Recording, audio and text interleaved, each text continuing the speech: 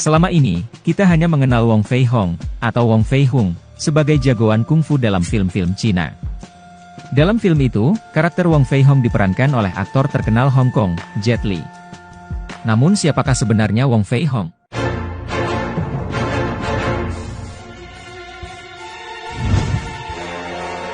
Hanya berselang 20 tahun setelah Nabi Muhammad wafat, umat Islam tiba di Uighur Xinjiang.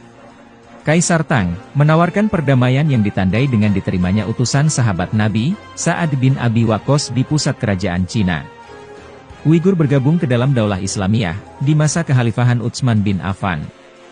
Dari Uighur inilah, teknologi kertas berpindah dari Cina ke negeri-negeri Muslim, sehingga dimulailah penyusunan Mushaf Quran Utsmani. Selama lebih 1400 tahun atau 14 abad, Uighur tetap menjadi negeri Muslim. Walaupun pernah dikuasai Mongol di abad ke-13 Masehi. Bahkan di era imperialis Eropa menjajah Cina, para jagoan bela diri kungfu Uighur Xinjiang, ikut terlibat dalam perlawanan mengusir penjajah Eropa, salah satunya dalam tragedi The Boxer, di mana banyak jagoan kungfu Uighur menghabisi tentara gabungan Inggris Eropa di kota-kota Cina tahun 1900-an. Ketika tokoh komunis mau terusir dari kota-kota Cina tahun 1940-an, ia lari ke Xinjiang, menumpang hidup di wilayah Uighur. Namun kini, pemerintah komunis berbalik menghabisi semua simbol Islam dari negeri Cina. Sejarah terkait Islam di Cina, sudah banyak yang dihapus. Yang tersisa dan sudah banyak diketahui, adalah legenda Cheng Ho. Karena para kaisar dinasti Ming di abad ke-15 Masehi, didominasi oleh gubernur dan jenderal. Kemudian saat revolusi Cina oleh Sun Yat-sen tahun 1910, masih ada tersisa jenderal Cina yang beragama Islam. Inilah yang membuat kita akhirnya tidak paham, kalau Wong Fei Hong itu seorang Muslim. Wong Fei Hong adalah seorang ulama, ahli pengobatan, dan ahli bela diri legendaris yang namanya ditetapkan sebagai pahlawan nasional Cina oleh pemerintah Cina. Namun pemerintah Cina, sering berupaya mengaburkan jati diri Wong Fei Hong sebagai seorang Muslim, demi menjaga supremasi kekuasaan komunis di Cina. Wong Fei Hong dilahirkan pada tahun 1847 di Guangdong, atau Guangdong, dari keluarga Muslim yang taat. Nama Fei pada Wong Fei Hong, merupakan dialek Kanton untuk menyebut nama Arab, Faiz.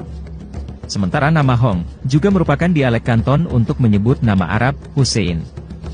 Jadi, bila dibahasa Arabkan, namanya ialah Faisal Hussein Wong. Ayahnya, Wong Kaing adalah seorang ulama, dan tabib ahli ilmu pengobatan tradisional, serta ahli bela diri tradisional Tiongkok, Wushu ataupun Kungfu. Ayahnya memiliki sebuah klinik pengobatan bernama Po Chi Lam di Kanton, ibu kota Guangdong. Wong Kaing merupakan seorang ulama yang menguasai ilmu Wushu tingkat tinggi. Ketinggian ilmu bela diri Wong Kaing, membuatnya dikenal sebagai salah satu dari 10 macan kuantung. Posisi macan kuantung ini, di kemudian hari diwariskannya kepada Wong Fei Hong. Kombinasi antara pengetahuan ilmu pengobatan tradisional dan teknik bela diri, serta ditunjang oleh keluhuran budi pekerti sebagai Muslim, membuat keluarga Wong sering turun tangan membantu orang-orang lemah dan tertindas pada masa itu. Karena itulah, masyarakat Kuantung sangat menghormati dan mengidolakan keluarga Wong.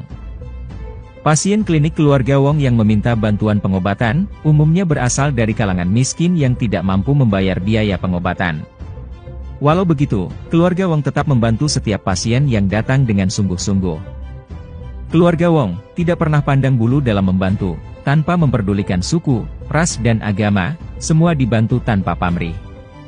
Secara rahasia, keluarga Wong terlibat aktif dalam gerakan bawah tanah melawan pemerintahan dinasti Qin yang korup dan penindas. Dinasti Qin adalah dinasti yang merobohkan kekuasaan dinasti Yuan yang memerintah sebelumnya. Dinasti Yuan ini, dikenal sebagai satu-satunya dinasti kaisar Cina yang anggota keluarganya banyak yang memeluk agama Islam.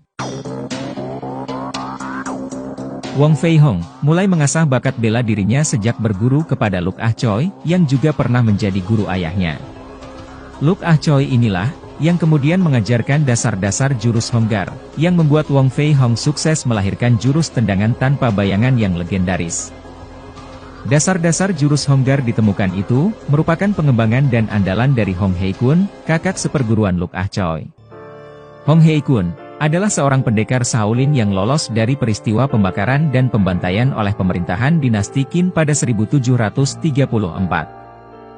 Hang He-kun ini adalah pemimpin pemberontakan bersejarah yang hampir mengalahkan dinasti penjajah Qin yang datang dari Manchuria, sekarang kita mengenalnya sebagai Korea.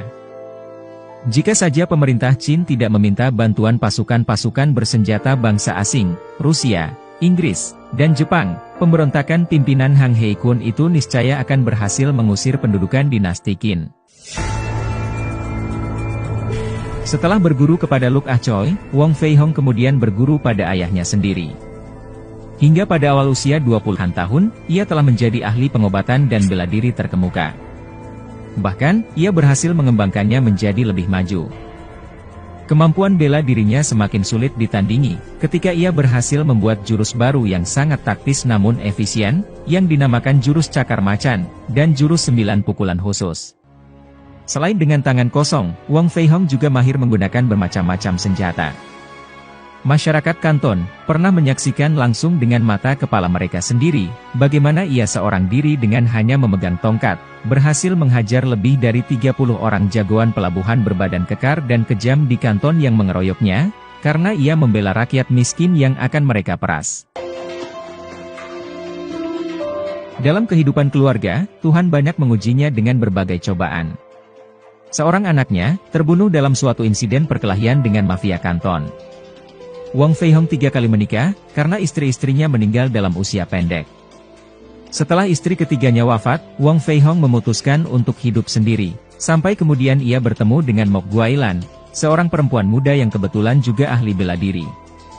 Mok Guailan turut mengajar bela diri, pada kelas khusus perempuan di perguruan suaminya. Mok Guailan ini, kemudian menjadi pasangan hidupnya hingga akhir hayat.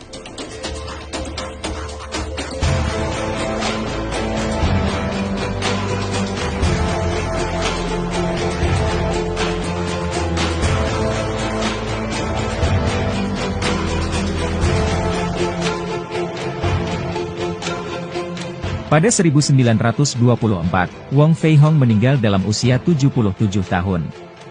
Masyarakat Cina khususnya di Guangdong dan Kanton, mengenangnya sebagai pahlawan pembela kaum mustad'afin, yang tidak pernah gentar membela kehormatan mereka.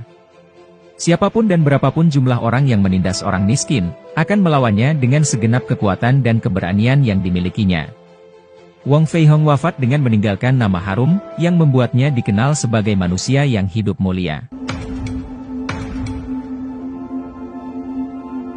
Walau begitu, kisah tentang Wong Fei Hong ini, oleh situs Kominfo dilabeli sebagai disinformasi, karena narasi ini memang ada beberapa kejanggalan.